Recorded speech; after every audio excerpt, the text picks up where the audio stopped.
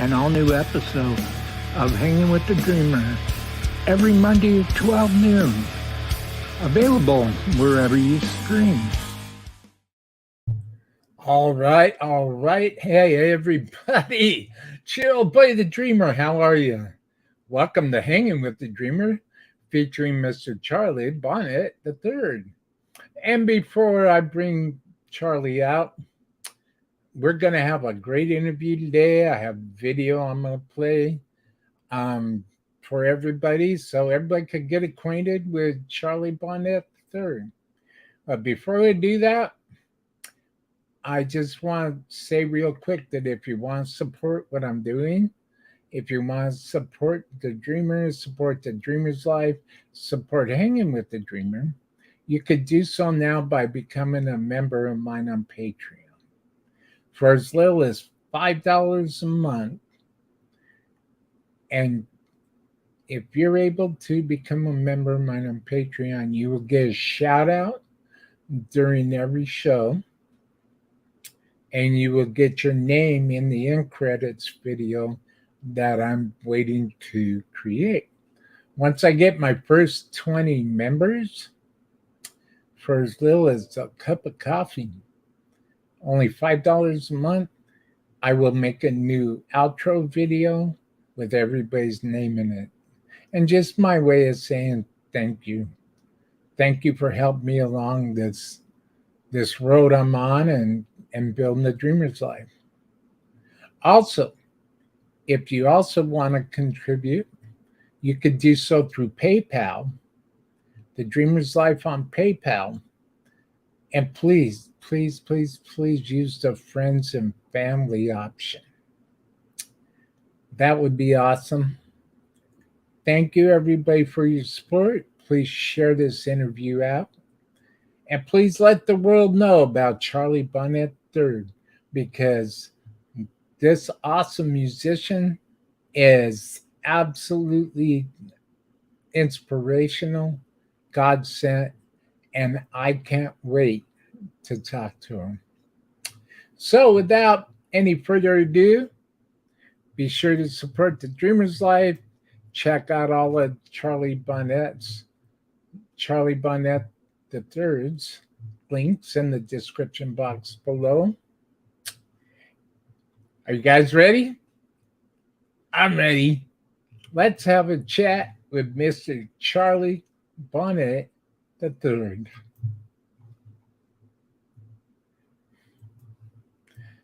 It's Tuesday. Charlie, welcome to the show. Man, what you doing, dude? How's everybody out there?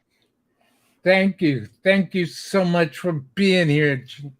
Thank you, sir.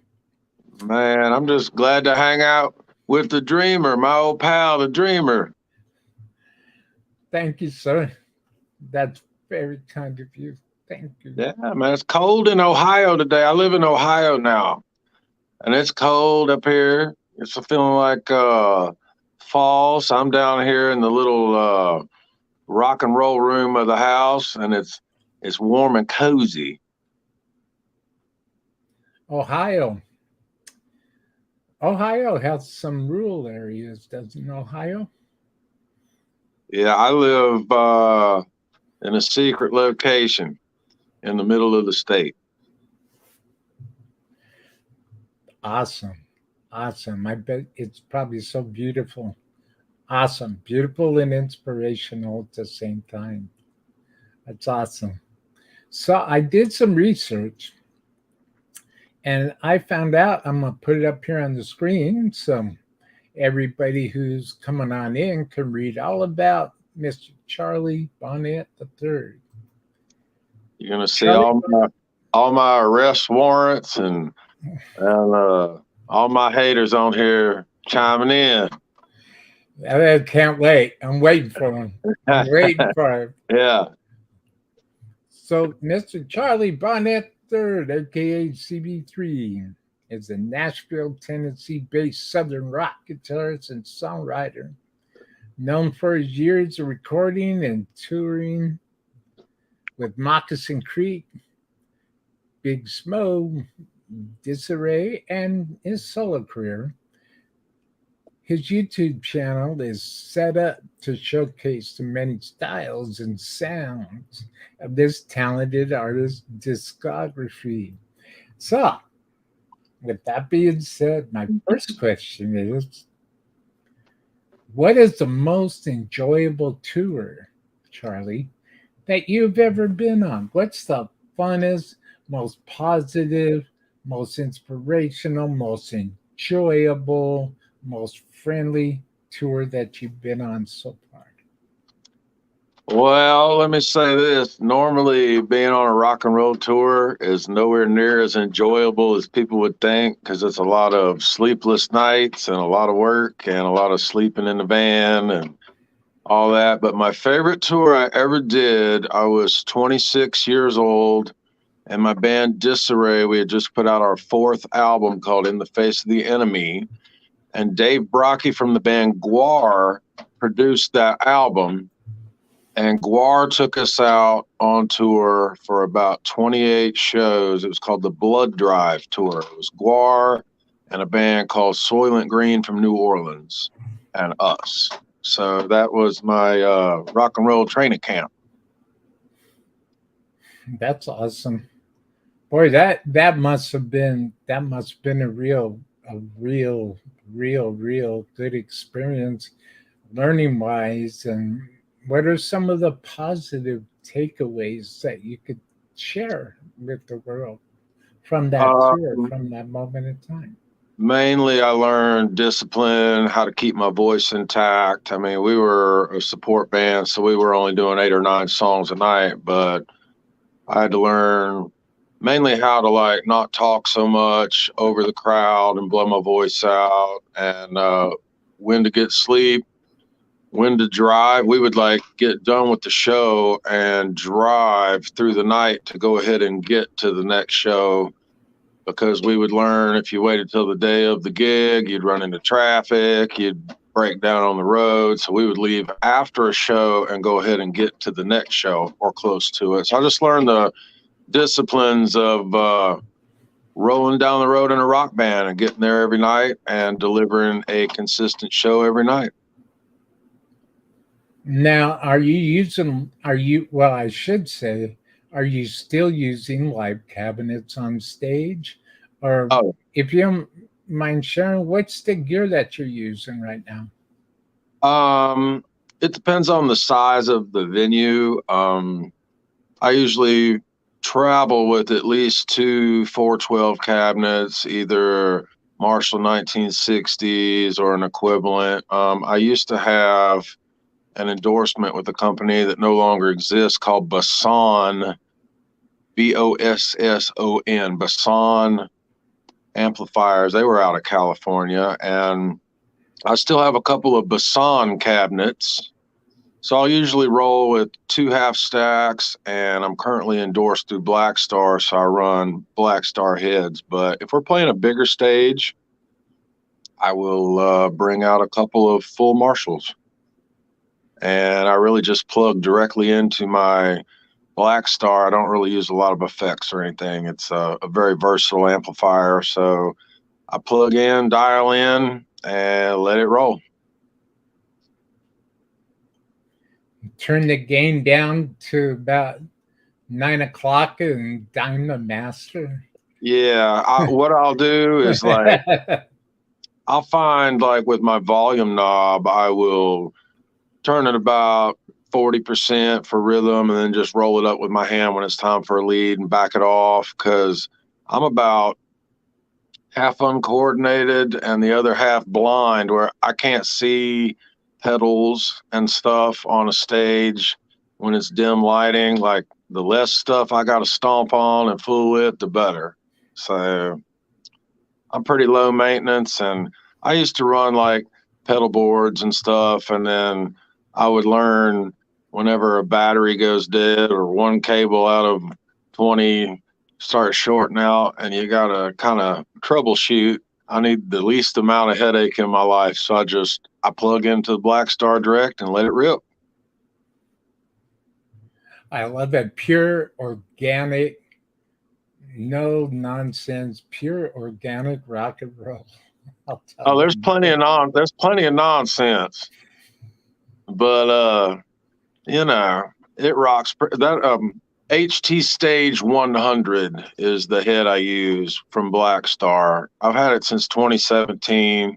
I got two of them. I got a backup, and I don't know. They served me well. So if it ain't broke, don't fix it. Exactly. Beautiful. Absolutely. I can't agree more. So, I do have a video that Holly Joe was kind enough to send me. Thank you for that. Yeah. So, would you like to share the backstory to this video before the video? I play the video or after? It's up to you, man. You're the boss man.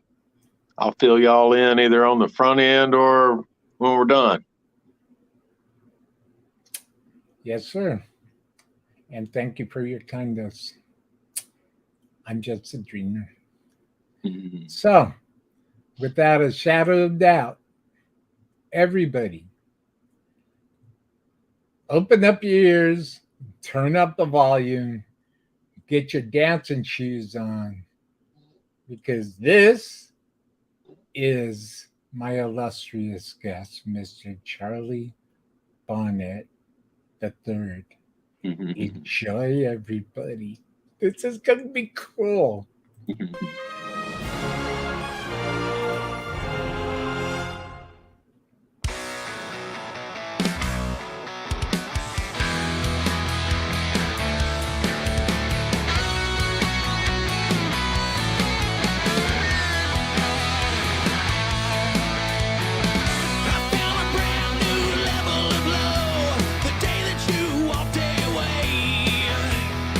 You thought that I was becoming a joke. That's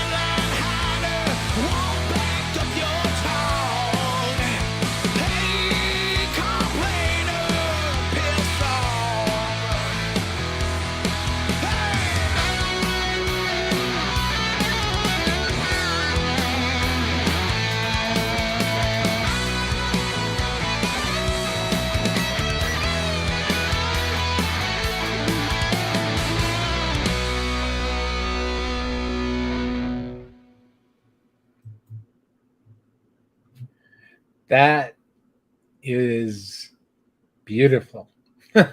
Ah, I'll thank tell you, you. man.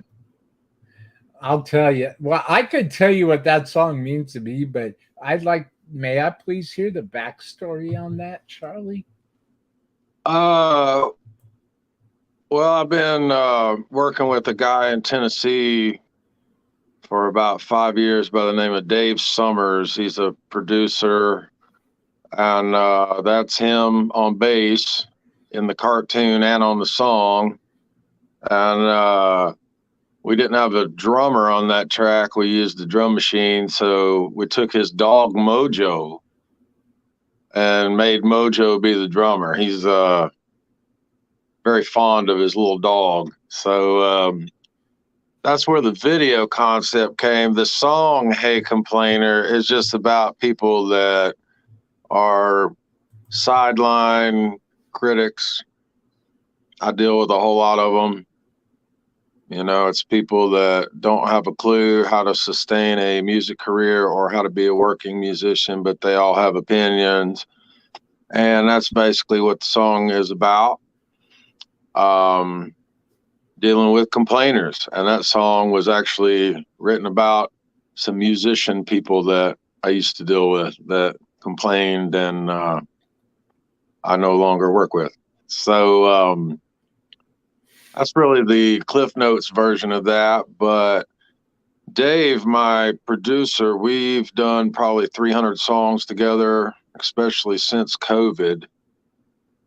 When COVID started and everything shut down, I didn't know how serious this was going to be. I didn't know if I was going to die. I didn't know a lot of things. So I had just a bunch of pieces of paper with a little chorus idea written down, or things I would sing into my phone, or little demos that I'd done, you know, and I wanted to get all my songs recorded and at least out there on YouTube or Spotify or whatnot for the world to hear in case something happened to me. And Hey Complainer was one of those. So that's really it. Dave's girlfriend is a film student, and that was one of her projects, was to do an animated movie, and I was basically the project. She made the Hey Complainer video for me. Outstanding. Outstanding. Yeah, it's yeah. There's a lot of that. Yeah. So as far as the storyline of the video, somehow we wind up getting abducted by aliens, but I didn't come up with that. That was I said, just make me rock, make me have a super tall cowboy hat, make me look skinny, make me look rocking, put my gas can in there, and that's all I asked. And it turned out great, I thought. Absolutely. Absolutely. And um my my sister from another mother, Wendy Hutchins, is watching. She goes, so cool. I love animation. Thank you for being here today, Wendy, and thank you for saying hi in the chat.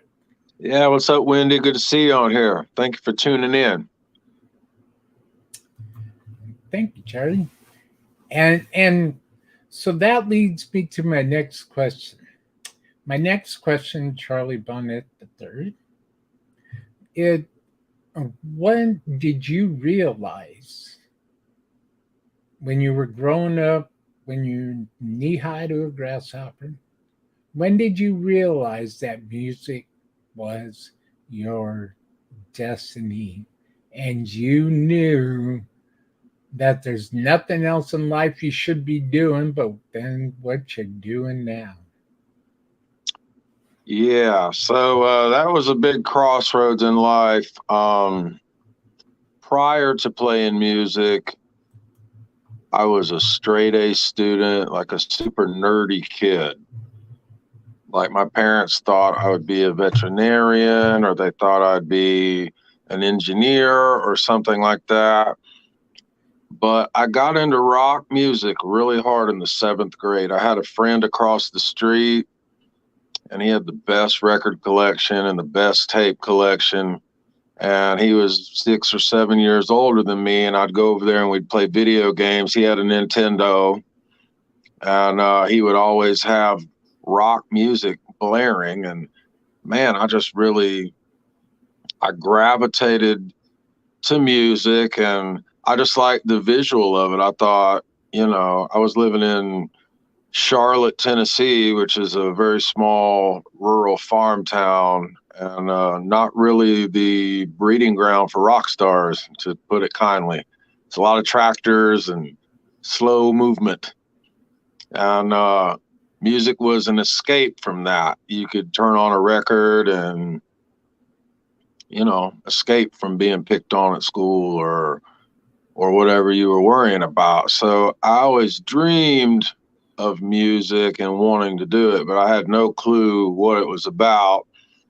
And in 1989, my mom was making us pick out what we wanted out of the Sears catalog for Christmas. And I found a little electric guitar. I knew nothing about it, but I really wanted it. And she got it for me. So that day, I started fumbling around on it. I had a couple friends that played that showed me a couple chords on how to get started. But I just really dove into it because I was a loner. I didn't have a lot of friends. I would just sit at home and fumble around on a guitar for basically the whole day, every day. And I got figuring out like basic structures of songs. I could listen to my favorite song and kind of figure out like the mechanics of it, what makes it work, like where's the chorus, what's the intro, how quick does it start singing.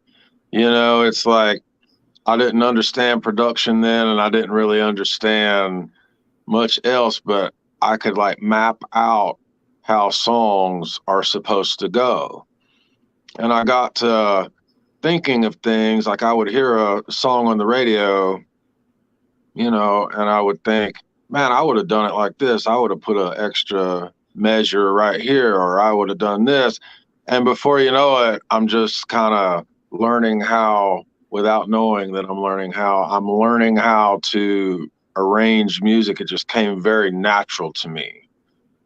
So the second step of that was I started writing down lyrics. I was a very depressed child. I was diagnosed with depression in 1987.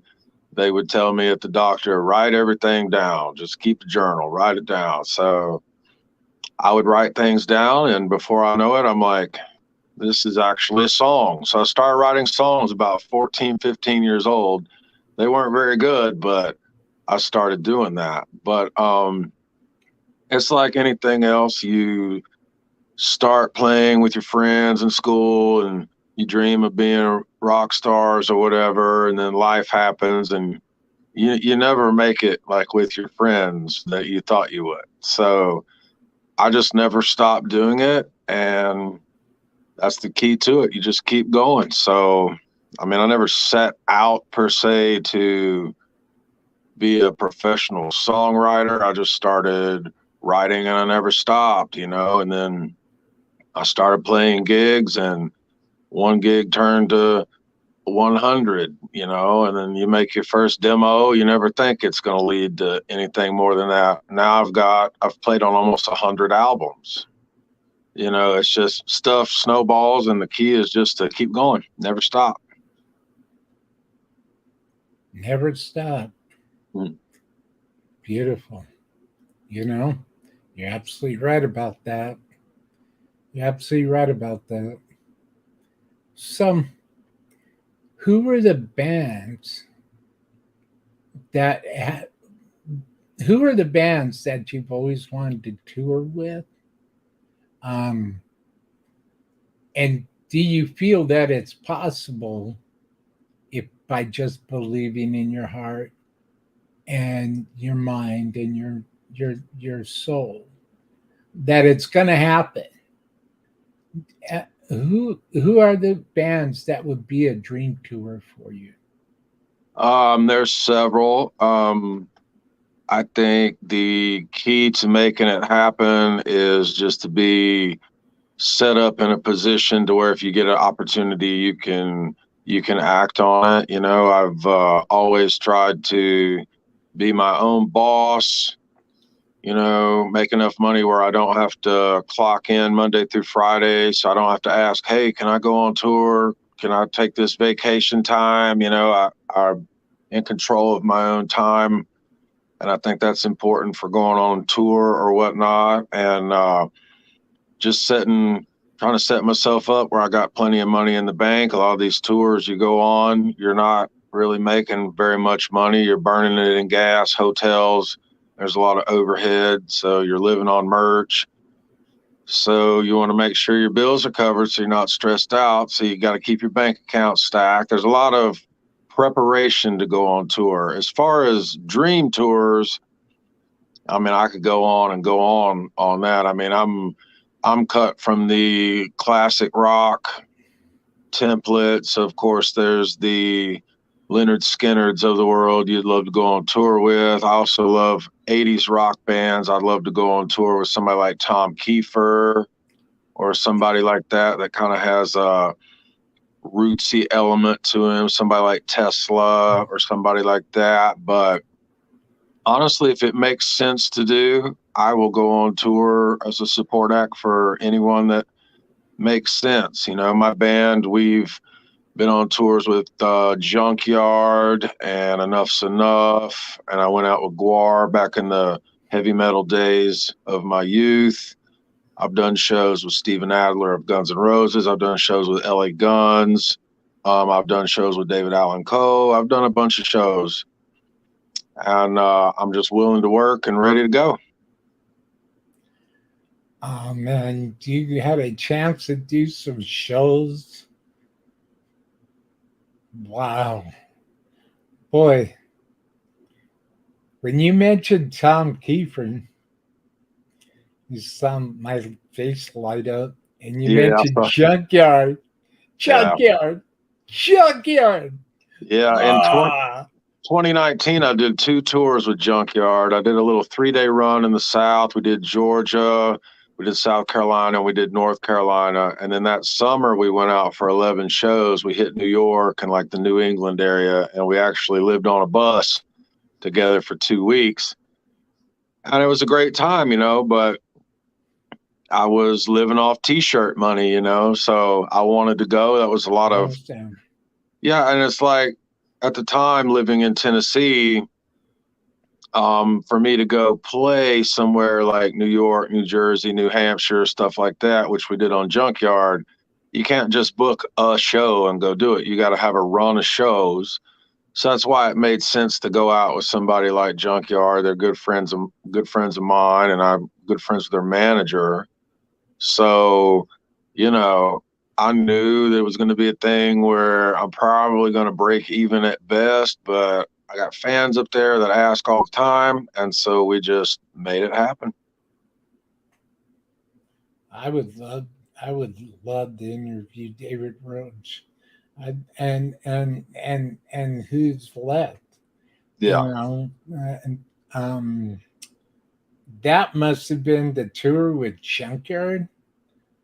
That must have been just beyond phenomenal.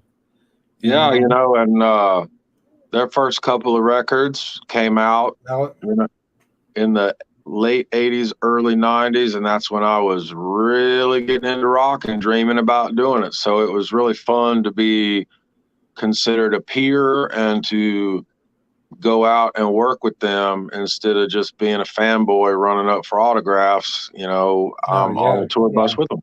So it was good. yeah. I've been a fan of, and now of course I'm going to be watching this video a lot because I'm a fan. I'm a definite fan of classic rock and roll, Hmm. and I feel like there's just certain people that you want to talk to, and you Yeah. don't know why until you meet them. Well, I'm very thankful and I'm very blessed and honored that you would come on my show and stuff, and give me your valuable time, because I know that you're very busy, and I can't thank you enough for your time.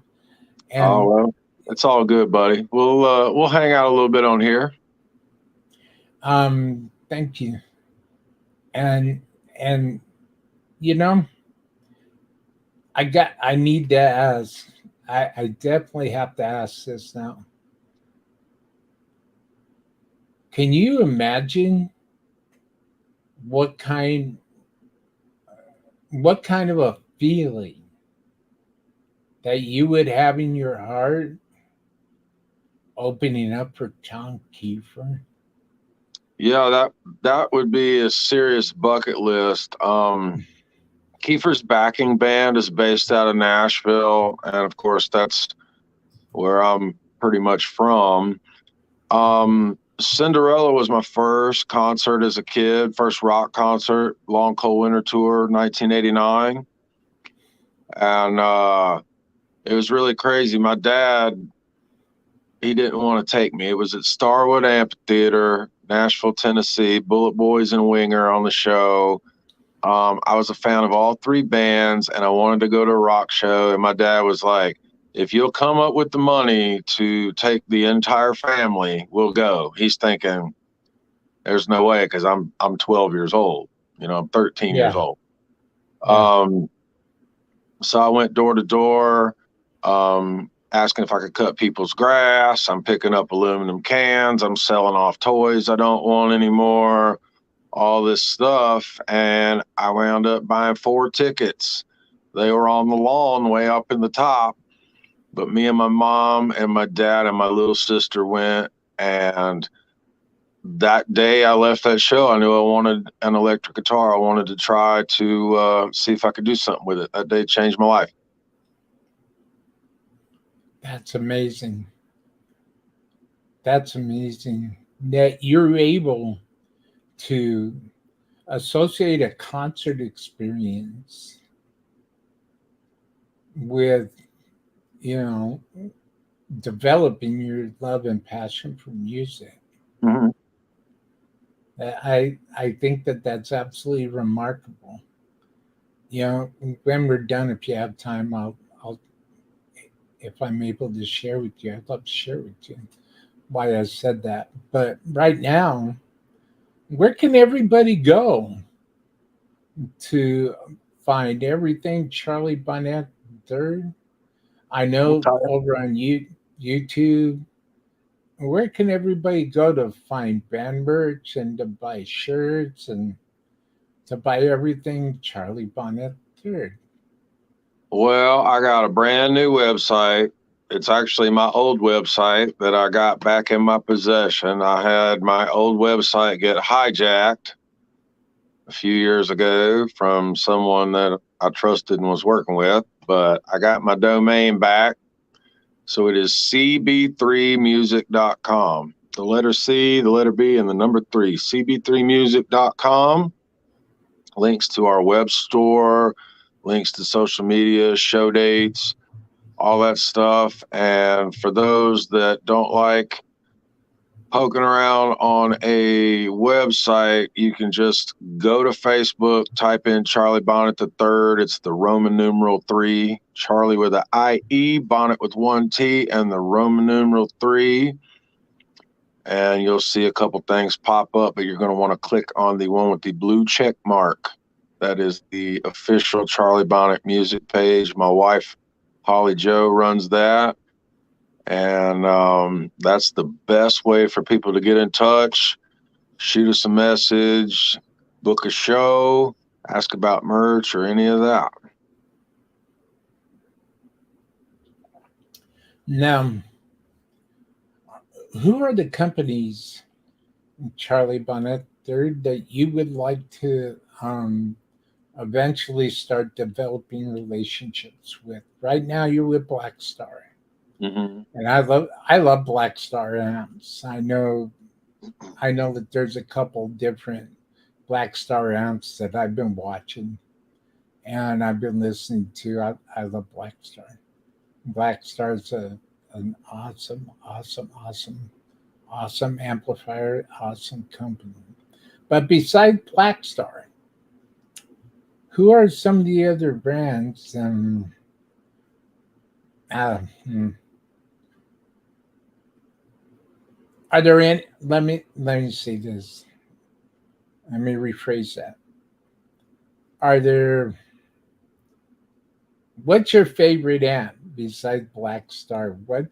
What was the amplifier that you absolutely enjoyed the most?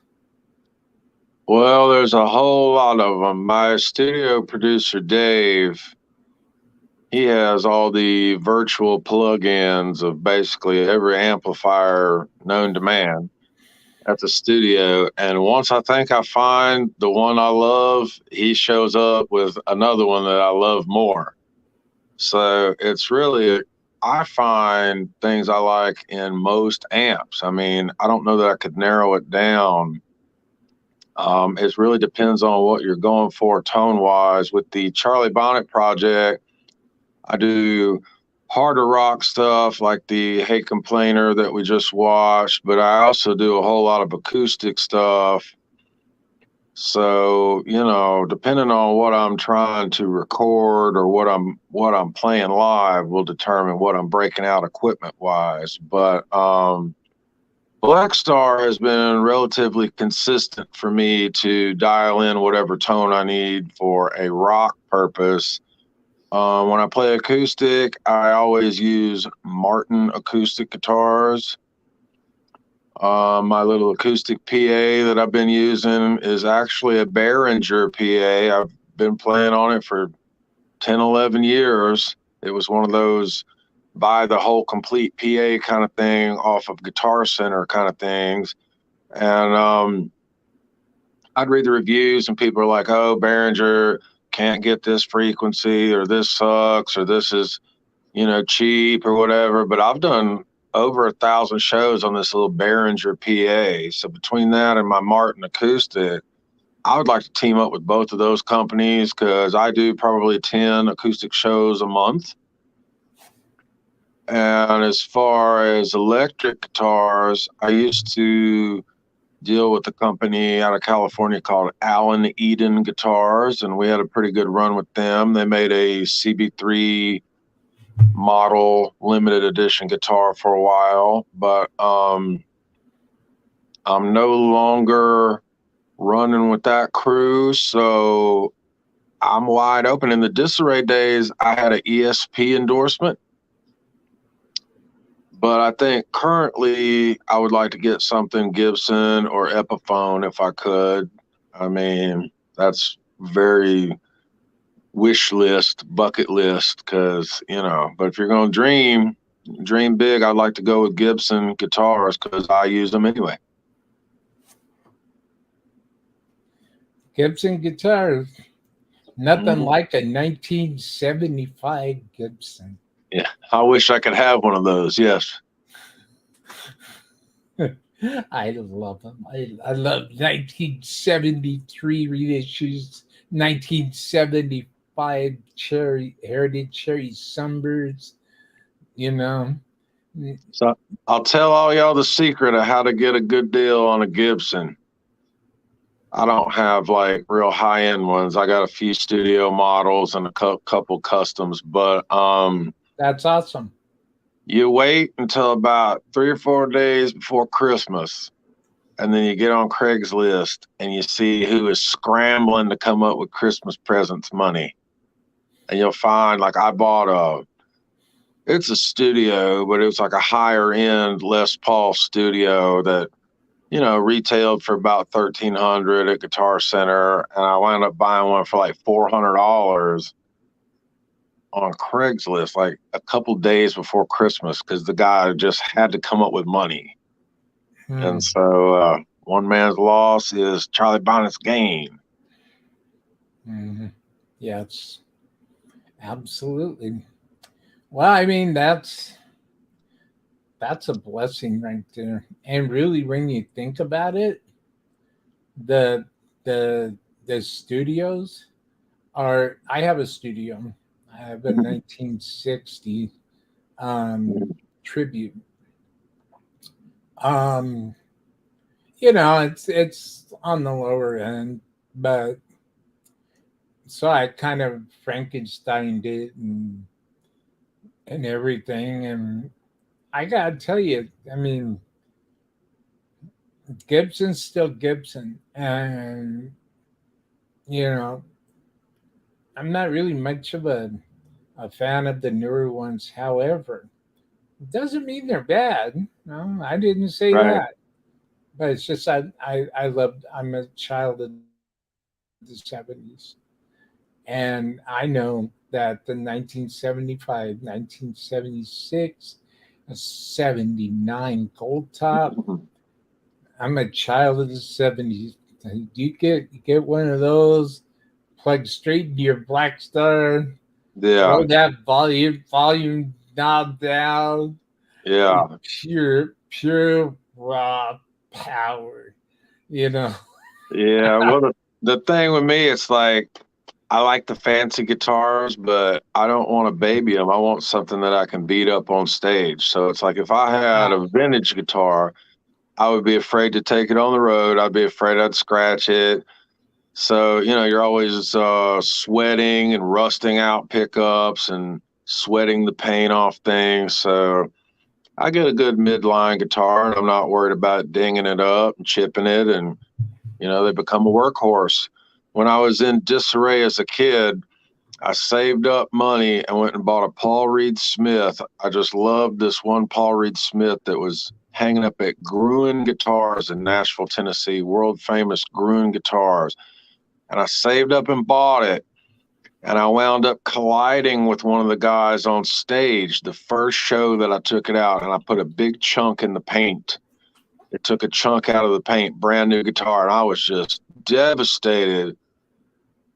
And I from could that day see that. forward, I was like, you know what? I'm going to get guitars that I can go in here and, if I break it, chip it, sweat the paint off, who cares? So that's why I've stuck with like studio Les Pauls and stuff. There's still a $700 guitar or $1,000 guitar. They're still good quality. But, if you sweat and Absolutely. rust them out, who cares? Absolutely. Absolutely. So, for today, is there anybody that you would like to give a shout out to, Charlie Bonnet third? Yeah, I'm going to give a shout out to my good friend Lauren Molinaire at Black Star Amps. He's my rep at Black Star, and he is also the rhythm guitar player in the rock band Little Caesar, who were on Geffen Records back in the day, and they are currently on tour over in Europe. Lauren Molinaire is one of my best friends, and he's my rep at Black Star Amps. Little Caesar? Yeah. Wow. I'll, wow. Well, I'm a music fan. Little Caesar.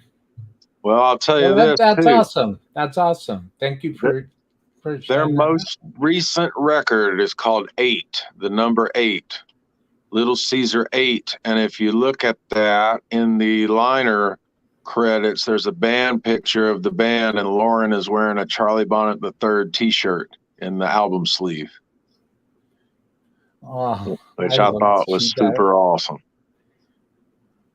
That's beyond awesome. That's so to get a nod like that and to just little attaboy, a little pat on the back, you know, the smallest little gestures mean the most. To somebody who needs it, who can appreciate it, respect it, and cherish that moment. You know, Well, that's all. Lauren Molinaire is like a rock and roll legend. People might not know him as a household name, but like he is also in a band out of Detroit called the Dogs, a punk rock band, the Dogs Detroit. And the Dogs Detroit were the opening band for AC/DC, the first shows they ever did in America at the Whiskey A Go Go back in the 70s. Lauren opened those shows. Wow. So, I mean, this guy has shown, yeah, he's shown me photos that'll blow your mind. You know, he's shown me photos of the Dogs playing, and there's a little kid in front of him banging his head, and that kid wound up being Joey Ramone before he was famous, before he was even anything. It was a little kid at one of Lauren's shows. So it's like the history this guy's got will blow your mind. And he's still rocking. He's got more energy on stage than people in their 20s. He's in his 70s now. Oh, that's beautiful. That's beautiful. You know, that is really, really neat. Real quickly, hey, Poo Ninja, sometimes a simple thumbs up can make someone's day. Without a doubt, Poo Ninja. Thumbs up to you, Poo Ninja. Thank you. Thank you so much for being here today, Poo Ninja. It means a great deal to me. We haven't talked for a while. Thank you for being here today.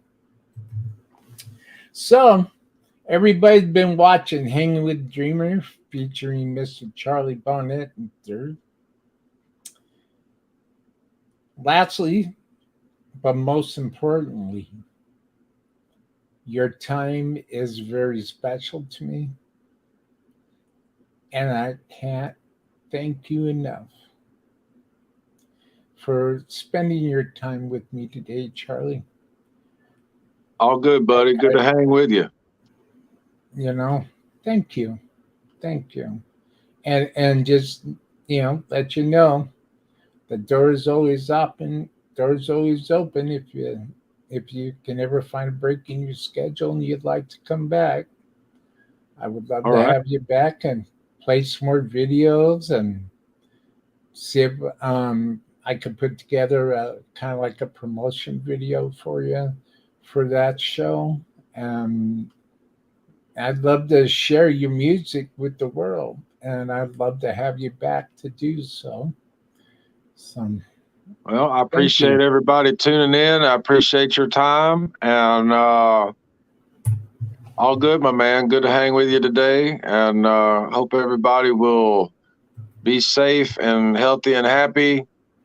Please Google Charlie Bonnet III. I got a lot of stuff popping, a lot of new updates, a lot of music projects that I'm doing outside of what we've talked about today. I'm producing a roots rock artist out of Chicago named Pete Berwick, his 7th album. He does kind of a George Thorogood meets Bruce Springsteen kind of thing. And me and Dave Summers, who did that Hey Complainer video, we're producing Pete's album. And then there is a rock institution, if you will, here in Ohio, famous rock band called The Gods with a Z from the 70s.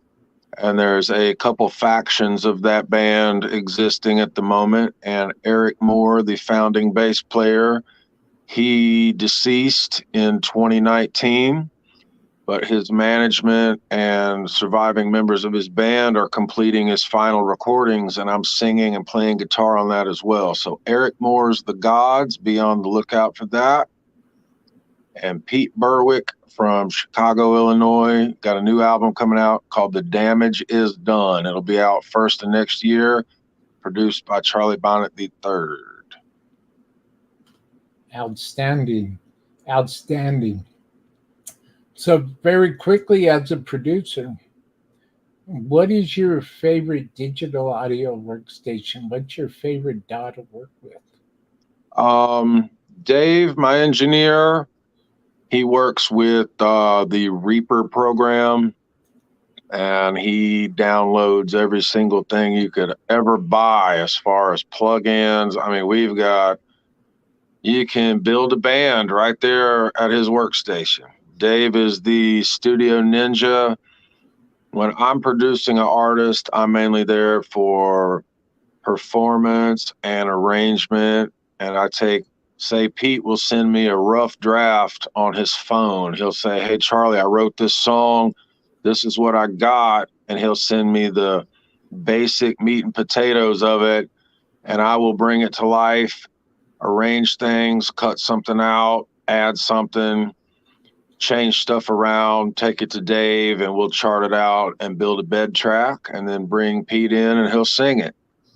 So it's definitely a partner thing with Dave Summers at Studio D, who I think is a amazing producer and engineer. He's a studio ninja, and I bring the ideas in and he brings them to life. So yeah, we work on the Reaper program for editing.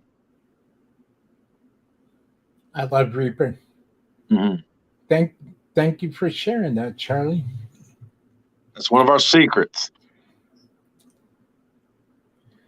So I'd like to thank everybody who watched today. Let's see who's in chat. Reaper, yeah. Reaper. That's right. Yeah. Thanks, Prudential. I love Reaper too. I actually have Reaper myself. I love Reaper. Well, everybody, you've been watching Hangin with Dreamer featuring Mr. Charlie Bonnet III. Be sure to support the Dreamer's Life. Become a member of my Patreon for as little as $5 a month. You can contribute to my production through my PayPal. Please use the friends and family option. And subscribe to the Dreamer's Life. Smash that bell because I have some very, very, very, very fun interviews coming up through October.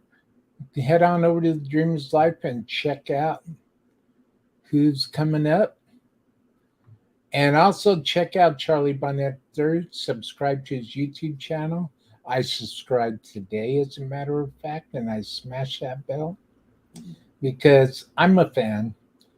And I love Charlie Bonnet III's music. And I can't thank Charlie Bonnet III for giving me your time today. Thank you very much, Charlie. Very welcome, sir. And I hope to see you again sometime soon. Hold on, I'll be right with you. Thank you very much, Charlie. Support Charlie Bonnet III. Check out his YouTube channel. Buy his merch. Buy his music. Check it out. This is pure rock and roll. And you heard it first. Only on Hangin with the Dreamer. Thank you. Thank you very much, Charlie. Thanks, you guys. Thank you, everybody, for watching. And thank you, everybody. Please support Dreamer's Life on PayPal. It's severely needed. And please use the family and friends options. And become a member of mine on Patreon. That would be phenomenal. Subscribe to the Dreamer's Life. Smash that bell. Follow all my social media. Every new audio and new video download available everywhere where you could stream every Monday at 12 p.m. Pacific Standard Time. See you in the next interview, Dreamers. It's going to be a whopper. An all-new episode of Hangin with the Dreamer every Monday at 12 noon. Available wherever you stream.